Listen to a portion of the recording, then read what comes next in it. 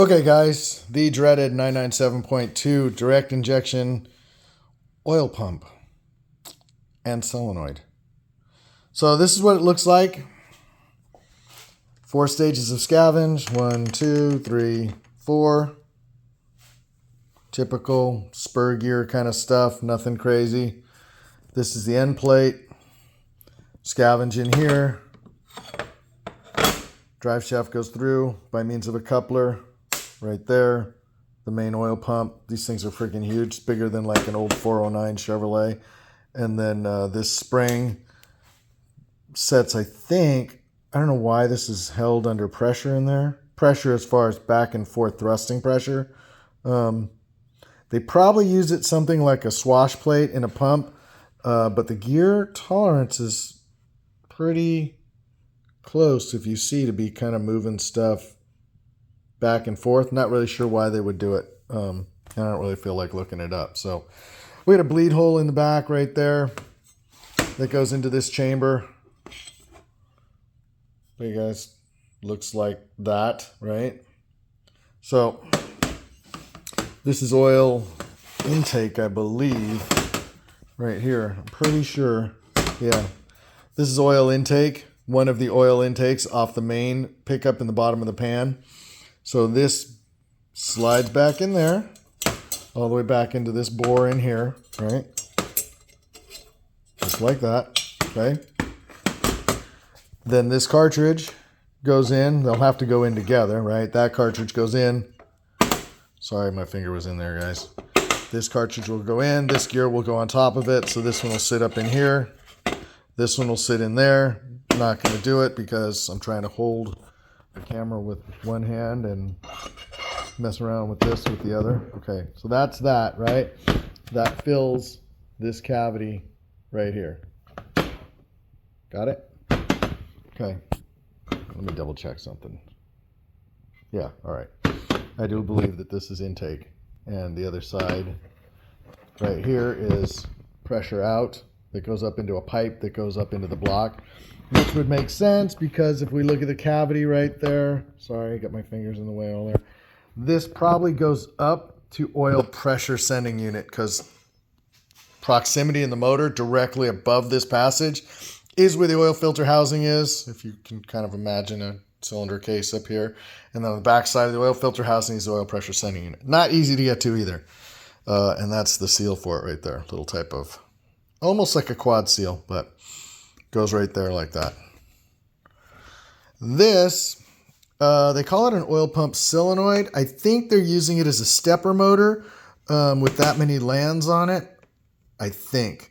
But I don't know yet because none of us really knows the algorithm that they're using on these things yet. So only 2 wire though. So yes, just like a solenoid, but you could duty cycle this thing like a motor. The ECU could duty cycle it. There's the clip.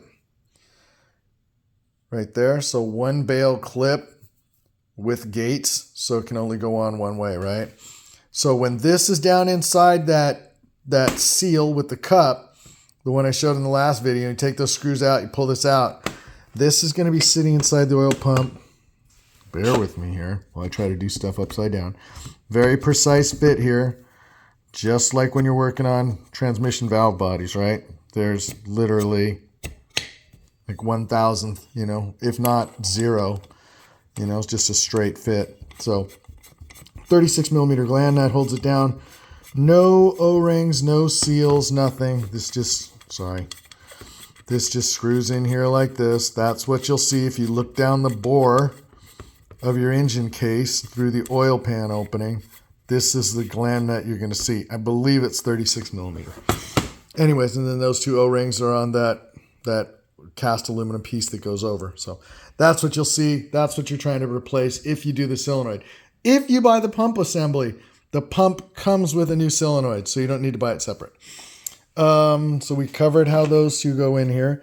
This drive gear, let's do this. This gear, this is going to go inside there, inside this case. Let's just leave these 2 gears out for right now. Put those right there like that. This is going to come inside here like this. There is a dowel right there to line it up, hollow dowel, right?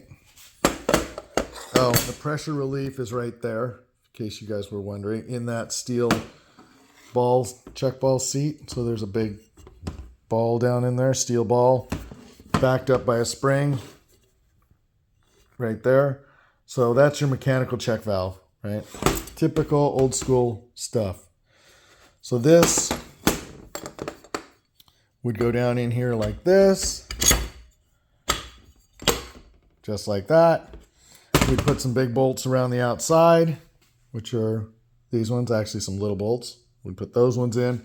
Those would hold the pump cover on, and then we would get to scavenge. So we have that gear. I don't know if you can see it in there, but this drive shaft would go up against it like that. It's hex. It would go onto that hex. That would go in here like this. This drive shaft would go in here like this.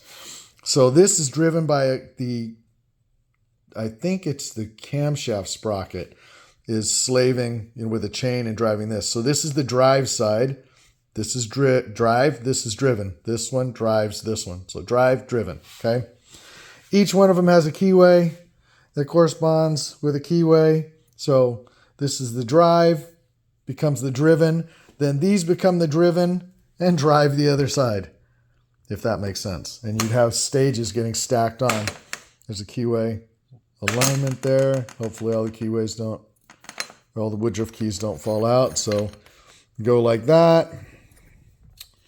You'd have more alignment dowels. This one will go in there like that. This one will stack on. This will get an alignment dowel like that. It'll go onto there.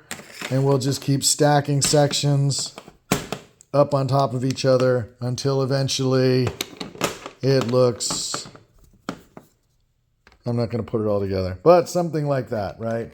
This assembly will be nice. Will be on there, and that's what the pump will look like. All right, if you followed along this long, I hope you've subscribed then. And then it would be held together with those 4 long bolts would go through here, right? So I hope you subscribed and like or ask questions or whatever. There was nothing wrong with this pump. This car was, it had some water in the pan because it was a flood damage.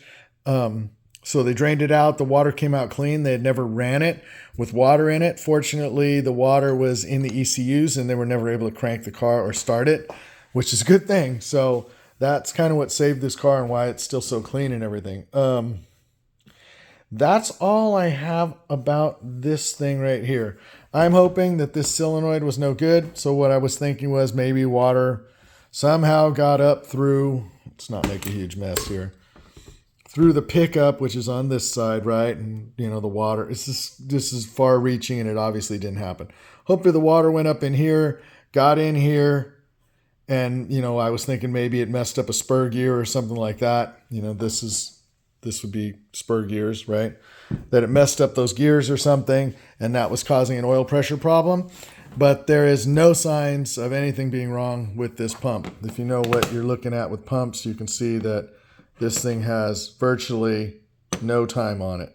So what you typically will happen is the gears, the oil comes in and it's pushed around the outside like this, and then it kind of comes through this passage down through there, right?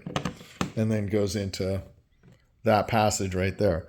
Well, the restriction of that passage makes the gears want to push out along the case, and the case will wear right here, or it'll wear down in the bottom down here. And this shows no sign of it. The inside of this case shows no sign of wear. So we have to hope that something was wrong with this solenoid. And if it's not something that was wrong with this solenoid, the only other thing that could be wrong is we did not have communication with part of the right side of the car because, let me pull that out so you guys can see how that comes out. All right, I kind of broke it loose there. You can see in here.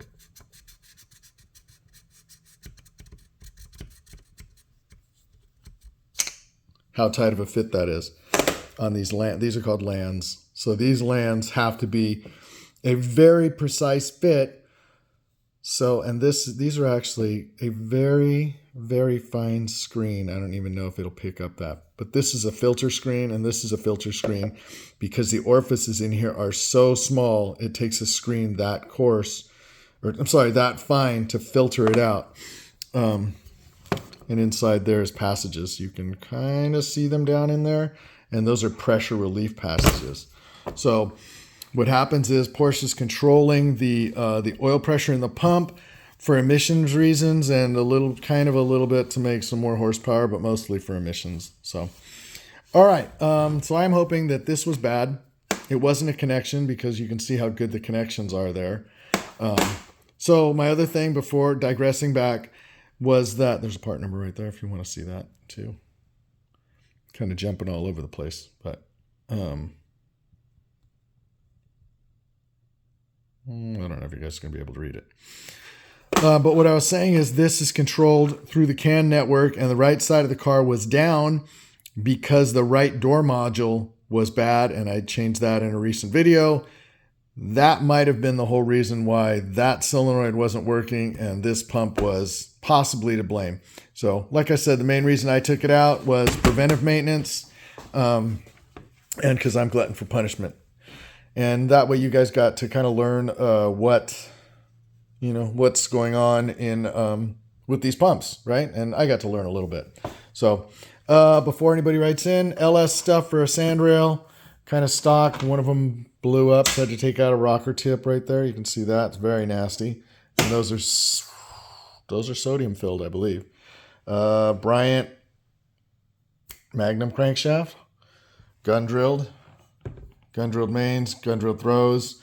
That's for a big LS. Billet main caps by K-Tech for another LS. Big brakes for a Bullet project. A couple LS engines over there. A LSA that is an LSA block. Let's just walk over there real quick. Set of 400 pistons for something else with a 5.7 rod and about 10.5 to 1. That is an LSA with a mass top end on it, but it is not going to be blown. I love the BHJ degree wheel and the laser pointer. That is freaking awesome, right? Full CNC ported heads. So kind of getting off the, that's the 400. This is 427 LS, dart and sleeved. Also needle bearing, same as that one. That one's gear driven, which is pretty cool. 9,500 RPM, 7,000 RPM, Whipple charged. LS6, about 7,000 RPM maxing out on this. So rings are all fitted in the bores. It's getting ready to be put back together. So there you go. A quick little insight into what the heck I'm working on right now. So that's it, guys. Stay tuned. Just like, subscribe, all that BS. Sorry, my finger keeps getting in the way.